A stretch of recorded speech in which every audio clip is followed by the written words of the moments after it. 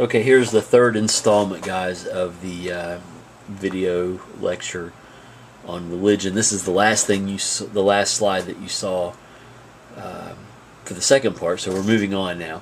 Now, religion involves a body of beliefs. Every major religion has its sacred book or books that spell out or at least provide some basis for determining the beliefs that a group holds. You can see for Christians, you see the Holy Bible. The Quran for Muslims. You can see, you could easily go online and find the major religious book that goes with each major religion. So every religion has its sacred book. Now, when we talk about belief systems, then we can talk about belief systems separate from religion, although every religion does possess a belief system. Here are 8 features most belief systems possess, and you'll want to have these in your notes for sure as well here. Values. Definition of what is good or desirable. Every religion sets out different values. So as Christians, what do we value? As Buddhists, as Muslims, what do people value? As Christians supposedly value what? If you go to church, if you're a Christian, you probably think of things that are good or desirable. Love your neighbor as yourself, for example. So love is a value. Respect, treating people the way that you would want to be treated. Criteria of validity. This is the second feature, by which to judge new messages or observations. Every religion has a criteria of validity, someone or something to establish how to deal with new messages or observations. Usually it's a preacher or a minister. As technology has changed, the way that we look at the world has changed with computers and then laptops and then cell phones and with the internet. There's a lot of different information coming at us. So who is determining what is okay and what is not okay within the framework of religion? Usually it's religious leaders like preachers or pastors or ministers. In the Catholic faith, it was go to the top all the way to the Pope and then on down. Logic. Relating one substantive element in the belief system to another. For example, within the Christian faith, logic dictates several things. First of all, logically, Christians believe that Jesus died on the cross, right? And they believe that he ascended into heaven to be with his Father. They believe that he died for our sins here on earth, and that one day we will all be in heaven. These are logical explanations relating one event or one situation to the next. Perspective, identifying how the group stands in relation to other groups. Have you ever looked around, maybe compared yourself or maybe your group in your high school to other groups? How do you fit in? How do you not fit in? Where does your clique rate with other cliques in your school? Same with churches. Organized religion is no different. Substantive beliefs. Very simply, these are very specific beliefs that people have. In some religions, people believe that Jesus actually did not die on the cross. Most Christians believe that he did die on the cross for our sins. Prescriptions and proscriptions. A prescription, think about being prescribed a medication. If you're prescribed something, that means you're supposed to do something.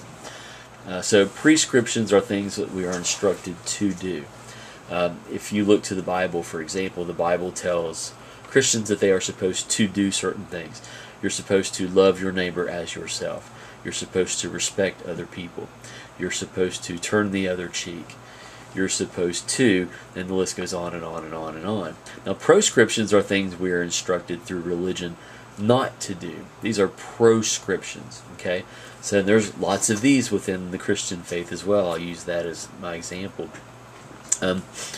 I call these the thou shalt nots. We're not supposed to covet things. We're not supposed to murder. We're not supposed to steal. We're not supposed to do all these things. So there are prescriptions and proscriptions which go with every major religion. And then technology, the means and techniques for obtaining valued goals. Technology has been increasing and making our lives more efficient for a very, very long time.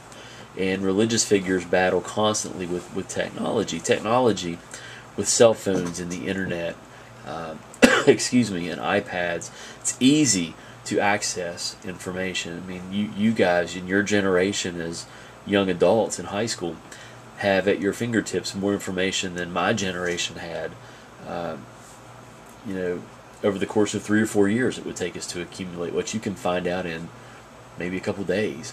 So how does religion deal with that? The inundation of information, and a lot of times competing information that may go against the religious beliefs or faith of a church.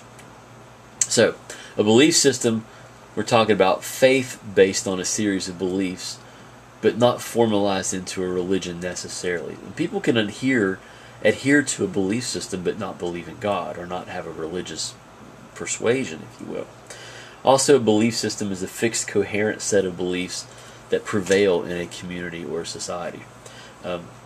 People who are not religious can still believe in loving their neighbors, not hurting people, not murdering, not raping, not stealing. They can adhere to a belief system. I know a lot of people who are agnostic or maybe even atheists who pretty much follow the same belief system that I follow as a Christian. So a belief system doesn't have to necessarily be a part of religion. Now, religion does involve a set of practices or behaviors. And again, behaviors are something that you can measure scientifically. We can look at how people pray, when they pray, how often they pray. We can add it up. We can measure it. We can compare how often Muslims pray to how often Baptists pray, for example, and then try to figure out if that means anything or not. But every religion involves a specific set of practices which consist of acting out certain normative expectations. Some religions, like within the Muslim faith, will actually travel to a certain part of the world or a certain part of the community and actually bow down. I have some friends who are Muslim who will they will actually pray, I think it's 5 times a day at very specific times during the day.